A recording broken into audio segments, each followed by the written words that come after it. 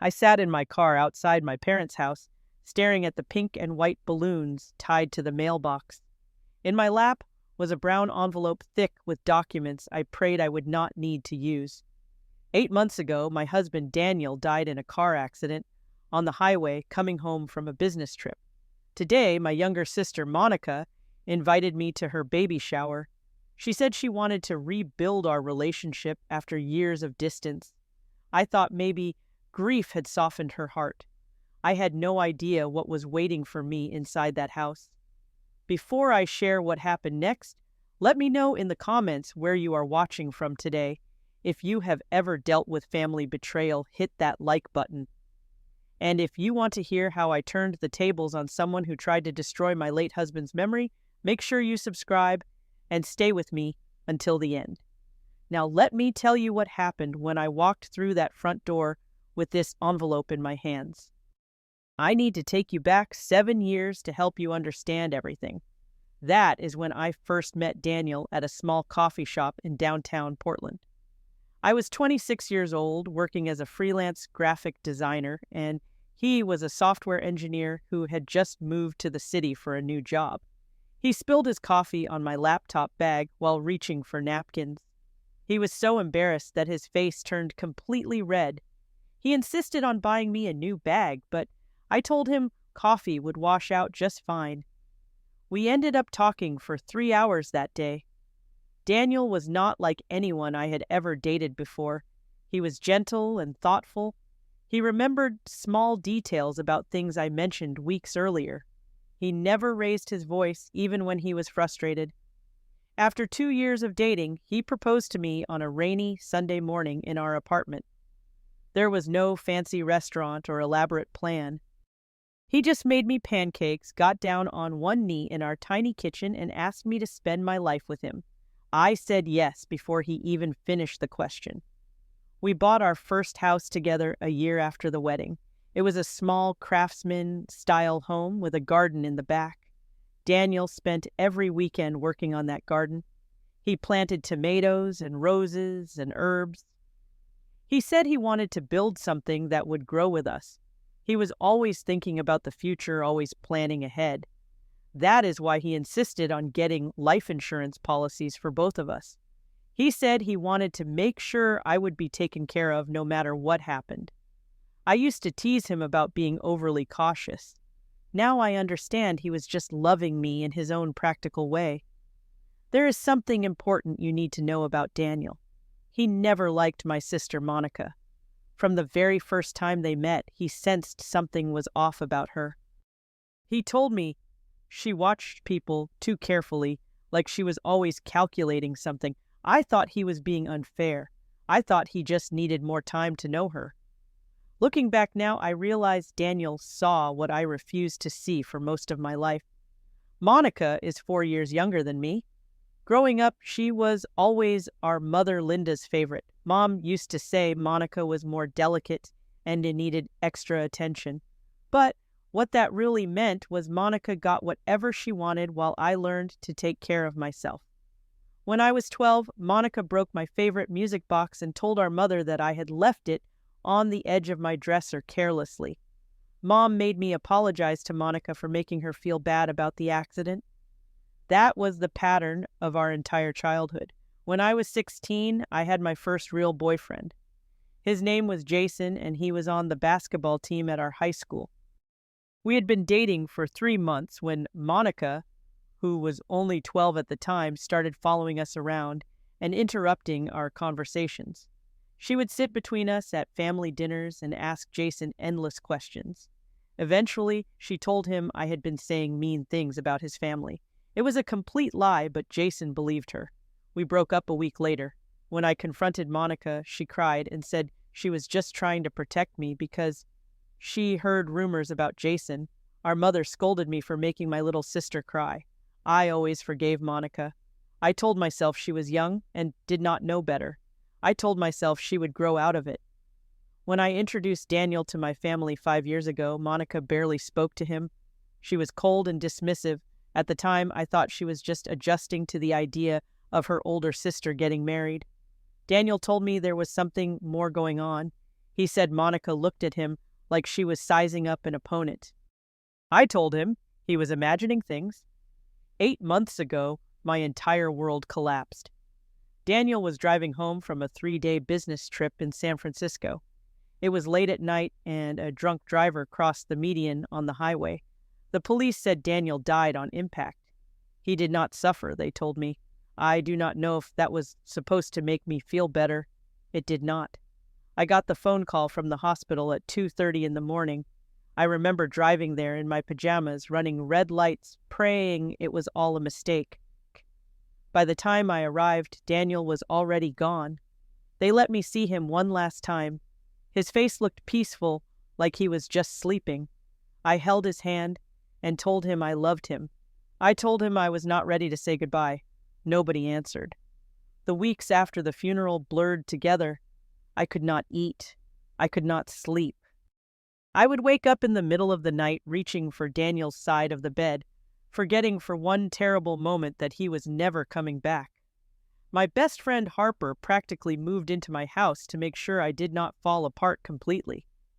Harper is a lawyer, and she helped me navigate all the paperwork that comes with death. The will, the insurance claims, the property transfers. Daniel left me everything, including a life insurance payout of $500,000 and our house that was fully paid off. My parents came to the funeral and a few aunts and uncles, but Monica did not come. She sent a text message saying she had an important work commitment and could not get away. I was hurt, but I did not have the energy to be angry. I was too busy trying to survive each day without Daniel.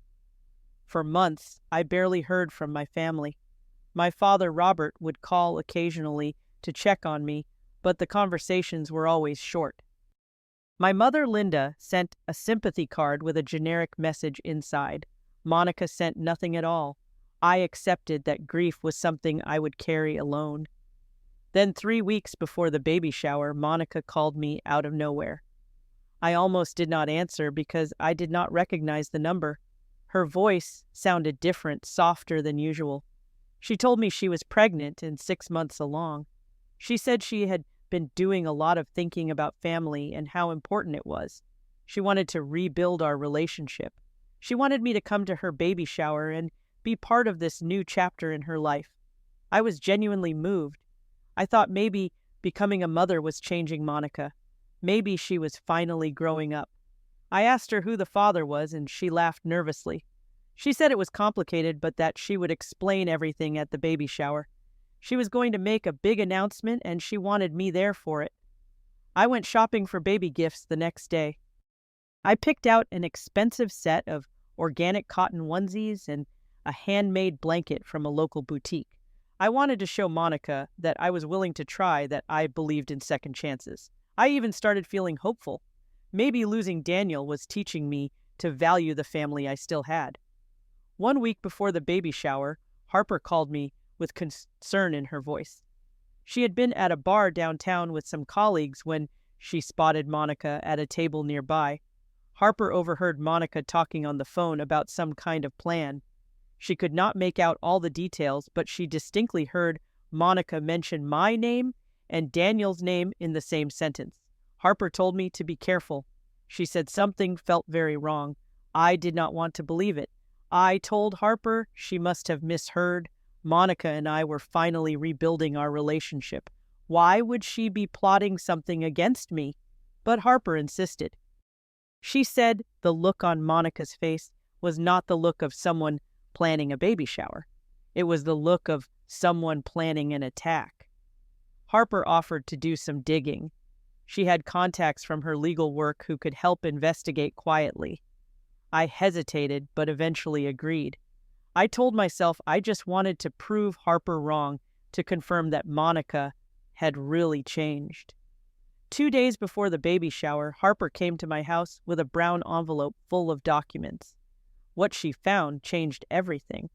The day of the baby shower arrived with bright sunshine and a cloudless sky. I pulled up to my parents' house and sat in my car for a full 5 minutes, working up the courage to go inside. The envelope from Harper was in my purse, tucked beneath the wrapped baby gift. I hoped with every part of my heart that I would not need to open it. Inside the house was decorated beautifully. Pink and white streamers hung from the ceiling. A banner reading, "Welcome Baby Girl," stretched across the living room wall. About 30 guests mingled in the space, holding glasses of sparkling cider and small plates of finger foods. I recognized some of my mother's friends, a few distant cousins, and some women I assumed were Monica's co-workers.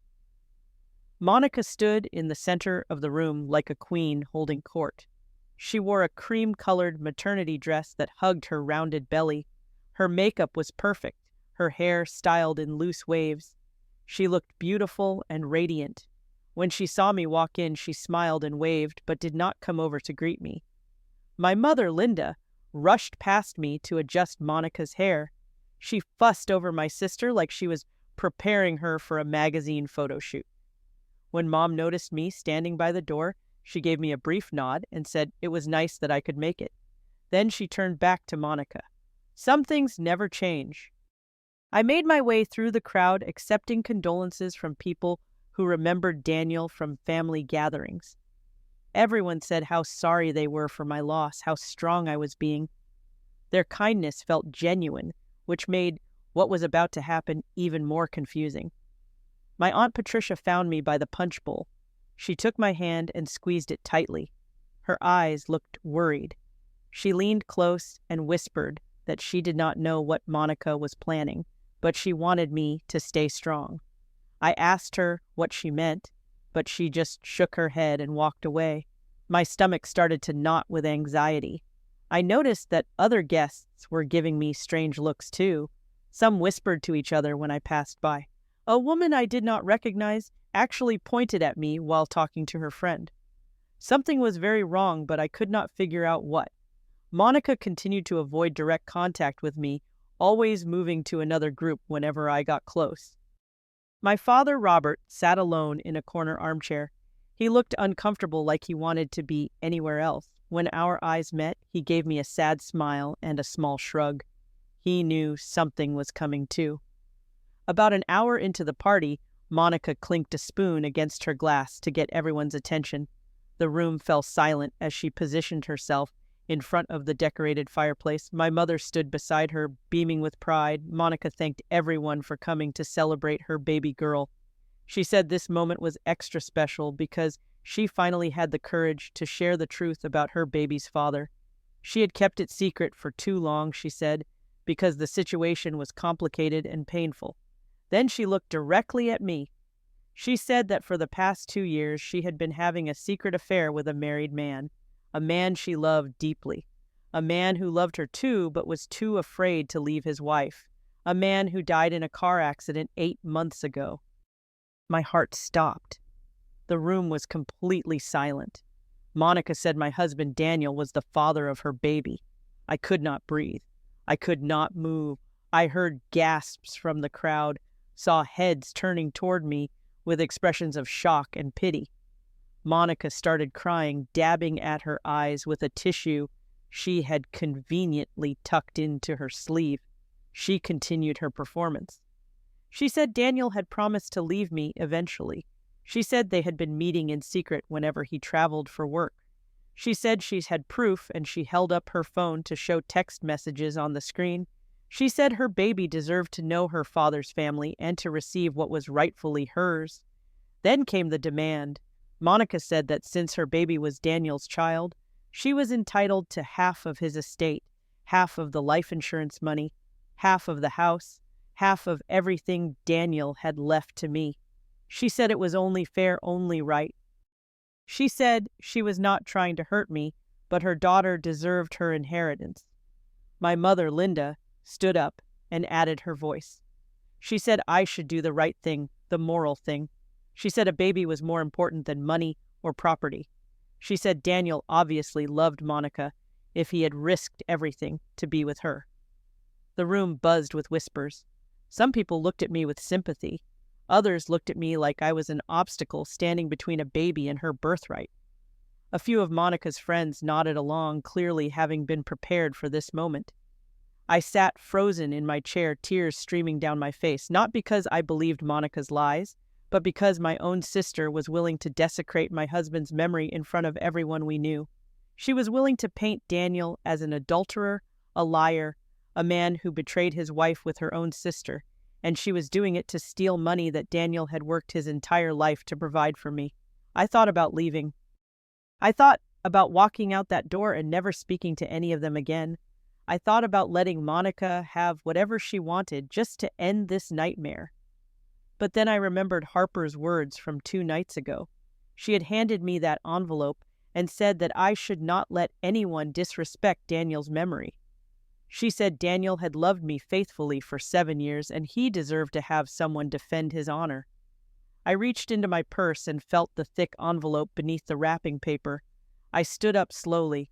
My legs were shaking, but my voice came out steady when I asked if I could say a few words. Monica smiled at me with triumph in her eyes.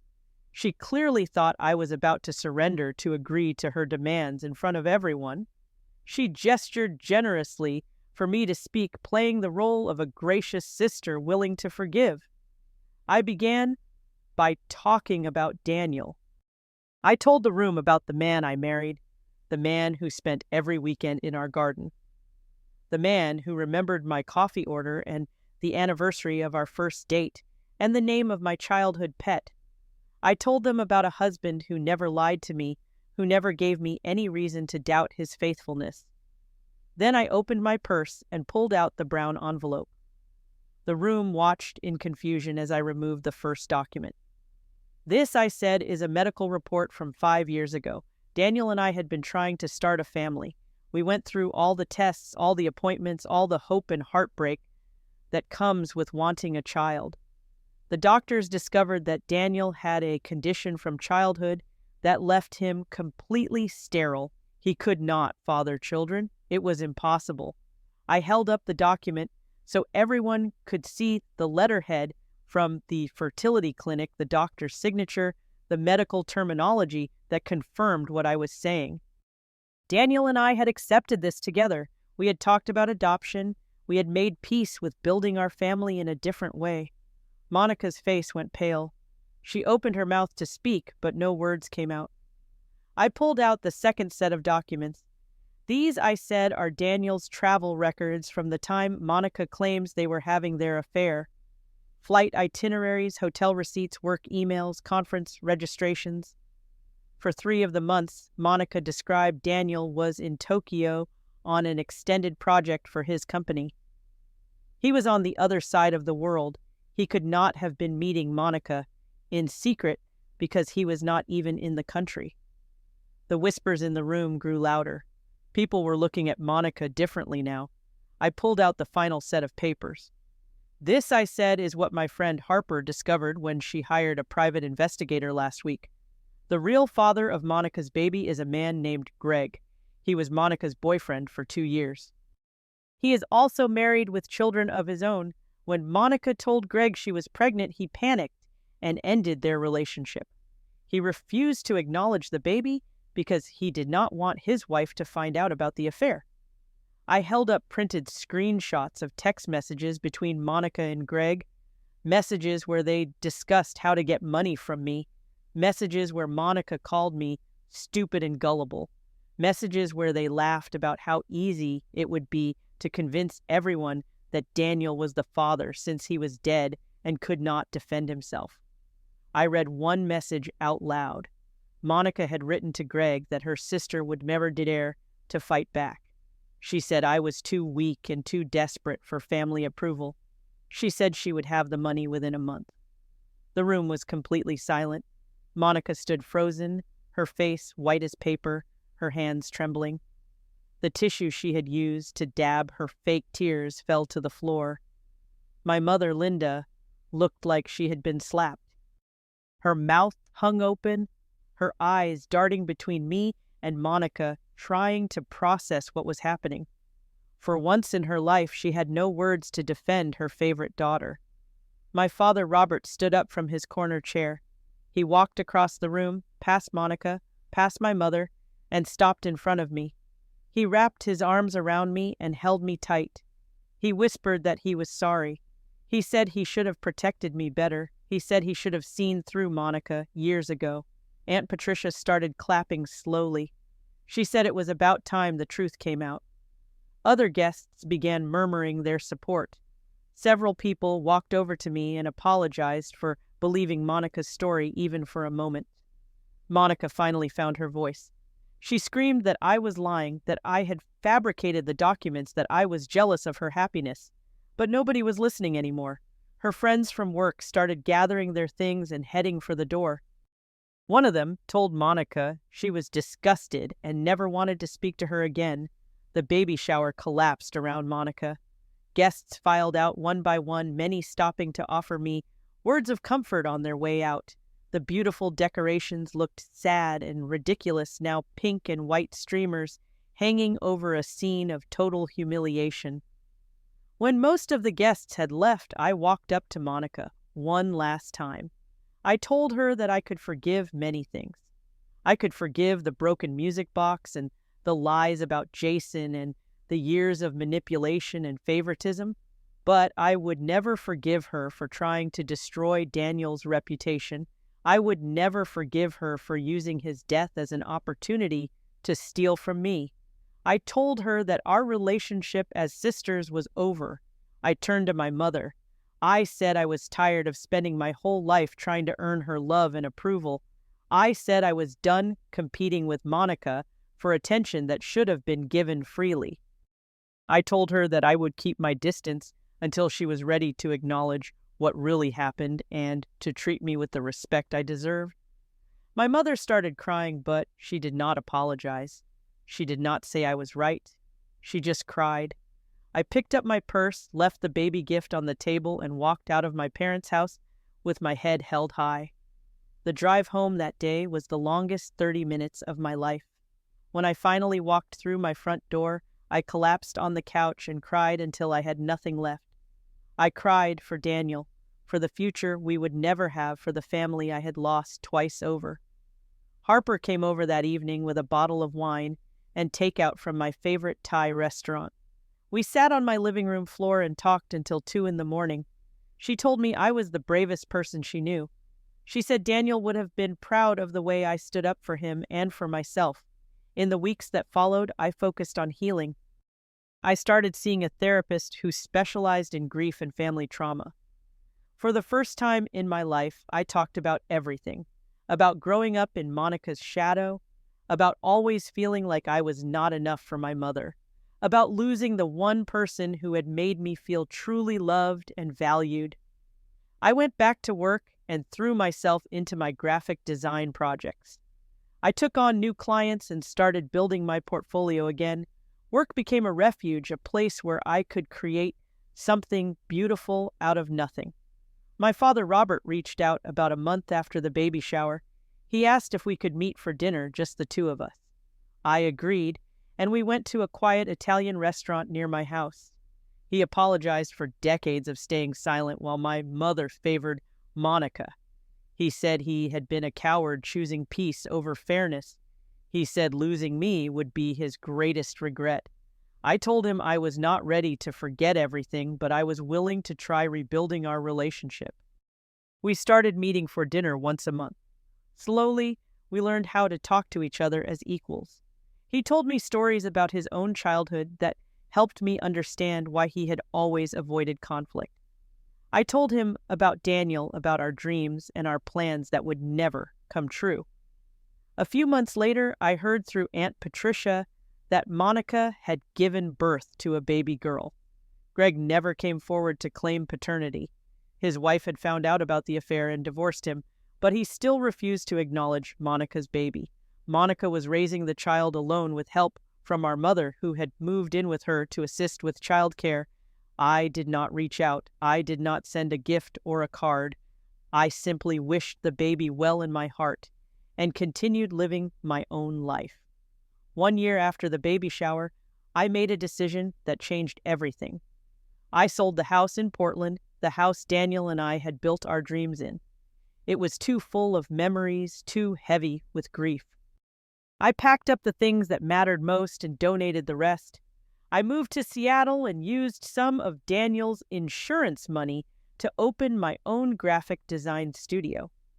It was small, just a converted loft space downtown, but it was mine. I hired 2 employees and started taking on projects that actually excited me. For the first time since Daniel died, I felt like I was building something new instead of just surviving. I made new friends through a hiking group I joined. I adopted a rescue dog named Biscuit who sleeps at the foot of my bed every night. I learned to cook meals for one without feeling sorry for myself. I started laughing again, really laughing at things that were genuinely funny. I still think about Daniel every day. I keep our wedding photo on my desk at the studio. Sometimes I talk to him when I am alone, telling him about my day or asking his advice on a difficult decision. The pain of losing him has not disappeared, but it has transformed into something I can carry. The memories that used to make me cry now make me smile more often than not. Looking back on everything that happened, I have learned some important lessons. I learned that not everyone who shares your blood deserves your trust and loyalty. Family is not just about genetics. It is about the people who show up for you, who protect you, who love you without conditions. I learned that standing up for yourself and the people you love is not selfish. It is necessary. For years, I let Monica walk over me because I thought keeping the peace was more important than my own dignity. I was wrong. Some battles are worth fighting, especially when someone tries to destroy the memory of the person you loved most. I learned that the truth has its own power. I did not need to scream or throw things or make dramatic speeches. I just needed to present the facts and let them speak for themselves. Monica's lies collapsed under the weight of simple documentation. The truth does not need to be loud. It just needs to be true. Most importantly, I learned that healing does not mean forgetting. It means learning to carry your wounds in a way that does not cripple you. Daniel will always be part of my story. The betrayal from my sister and mother will always be part of my story too. But those chapters do not define how my story ends. I am standing by the window of my studio right now, watching the sunset over Seattle. The sky is painted in shades of orange and pink, the kind of sunset Daniel used to call a masterpiece. I do not know what the future holds. I do not know if I will fall in love again or if I will ever fully reconcile with my mother, but I know that I am strong enough to face whatever comes next. That is what Daniel always wanted me to understand. He saw strength in me even when I could not see it myself. He believed in me even when I doubted everything. And maybe the greatest gift he left me was not the money or the house or the insurance. Maybe it was the knowledge that I am capable of standing on my own 2 feet even when the ground shakes beneath me. I want to ask you something before we end. Have you ever had to stand up against someone in your own family who tried to take advantage of you? Have you ever had to choose between keeping the peace and protecting what is right? I would love to hear your stories in the comments below. If this story touched you in any way, please hit that like button and share it with someone who might need to hear it. And if you want more stories about overcoming betrayal and finding your own strength, make sure you subscribe to this channel. Thank you for spending this time with me today. Whatever you are going through, whatever battles you are facing, I want you to know that you are stronger than you think. Sometimes the people who are supposed to love us hurt us the most, but we get to choose how we respond. We get to choose who we become on the other side. Take care of yourselves, and I will see you in the next story.